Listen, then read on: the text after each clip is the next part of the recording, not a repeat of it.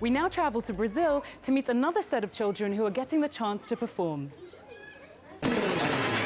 In the Brazilian city of Salvador da Bahia, the circus has become much more than entertainment. The big top of Circus Piccolino is as close as many of these young people will get to a classroom. But the lessons learned here are transforming lives.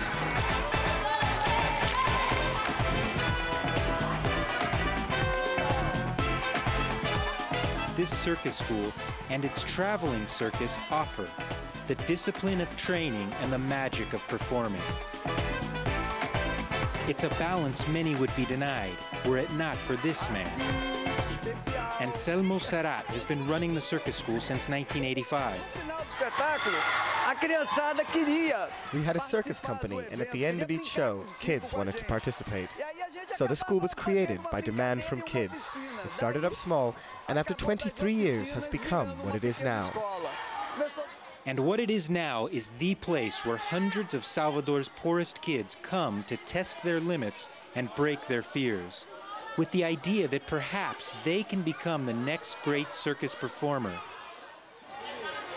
Many of the kids are orphans. All of them come from some of Salvador's poorest families, like Barbara and Jorge. My mom likes to come to the class, but she's afraid I'm going to fall. I tell her, don't worry, I won't fall. Every day, Barbara and Jorge come home to a one-room house they share with their mom and older sister. E aqui é como onde minha irmã dorme, com minha sobrinha. E aqui é o chão onde a gente se deita também. Senta. Deita também. É, deita, senta, levanta, deita. Só tem uma cadeirinha. Se puder ajudar, é uma boa. Twice a week, they're able to enter into the world of Circus Piccolino. Além de que o circo, né, ele fascina. The circus fascinates the kids, and as they enter into the exercises, their potential is awakening in an unconscious way. They find that there is an important place for them in this world. It's not really a surprise such an arts program would sprout from Salvador da Bahia, as the city is rich in art and culture, specifically influenced by African Brazilian heritage. Salvador da Bahia was Brazil's first capital city and the first point of entry for slaves from Africa into South America.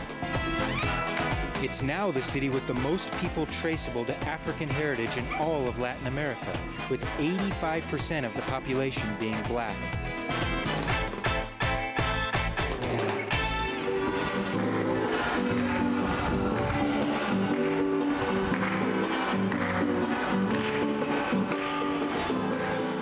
Many of the kids who start out young quickly have goals of working up to be part of the traveling show and making the circus a career. People like Cristiane Santos da Silva. After 7 years of training in the Circus Piccolino, she can do things like this with her body. Cristiane was born into a broken family before she was introduced to the Circus Piccolino when she was 18 years old and facing a dead end in life. I used to clean car windows on a corner in Salvador. Through a social project, I entered the circus. She is now a circus instructor and part of Piccolino's traveling show. I really love it because it has given me the opportunity to be educated, to get off the streets. I have to hold on to this opportunity. It's a Friday night in Santo Amaro, Brazil, a small, poor town of a few thousand people in Bahia state. Circus Piccolino is in town for a 2-night performance. Anxious kids and their parents line up outside, waiting for the doors to open to grab the best seats. Admission is free. Backstage, Cristiane and others are putting on their final touches. They help each other since there is no budget for a makeup person. The doors open, and within minutes, the small theater is packed. And the performance starts.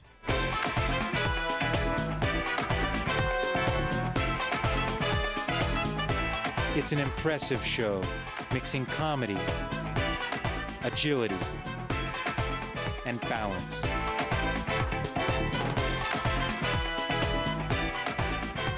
And long after the applause ends, the performers of Circus Piccolino will continue to exhibit that balance, no matter what life throws at them.